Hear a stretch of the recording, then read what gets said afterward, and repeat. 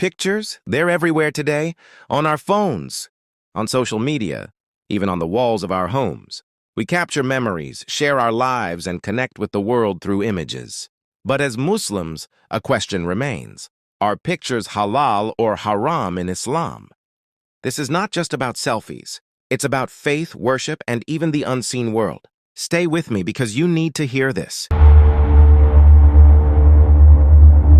From the earliest times, Muslims debated images and pictures. Why? Because the Prophet gave strong warnings about taswir, the making of images.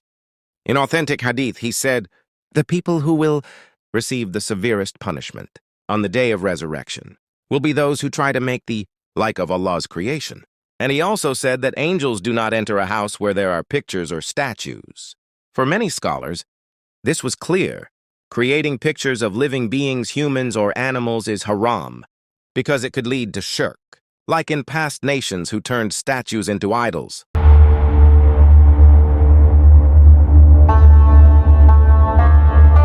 Those who say pictures are haram explain it like this. 1. In history, images led people to worship idols. That's how shirk first appeared in the time of Prophet Nuh. 2. Pictures of people or animals can promote pride, vanity, or even lust. 3. The Prophet, peace be upon him, cursed those who made images, saying on the day of judgment, they will be asked to bring life to what they created, and of course, they cannot. For these scholars, avoiding pictures of living beings is a way to protect faith and block the doors to shirk.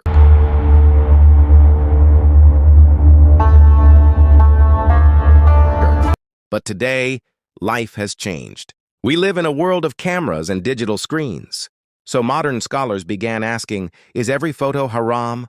Or is there a difference between old drawings and modern photography? Some scholars argue that a photograph is not the same as hand-drawn art. A photo does not create. Life, it only captures what already exists. Just like a mirror shows your reflection, a camera freezes it. Based on this, many allow photos for essential needs, ID cards, passports, education, even memories, as long as they are not for haram purposes.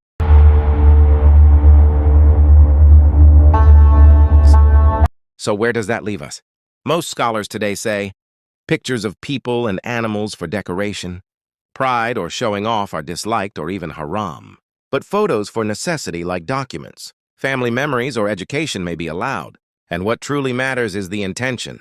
If the picture spreads indecency, promotes fitna, or distracts from Allah, it's haram. If it's respectful and for a good purpose, there's room for allowance. But here's the question we should all ask. Do our pictures bring us closer to Allah or further away? Do we use them to spread goodness or to chase likes? Do we capture reminders of Allah's blessings or do we fall into vanity, showing off and sin?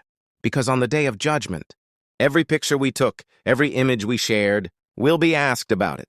So, are pictures halal or haram? The scholars differed. But one thing is certain. If it harms your faith, avoid it. If it helps your faith, use it wisely. Remember, Islam is not about living without pictures. It's about living with purpose. May Allah guide us to use every tool, even our cameras, for what pleases Him. Assalamu alaikum.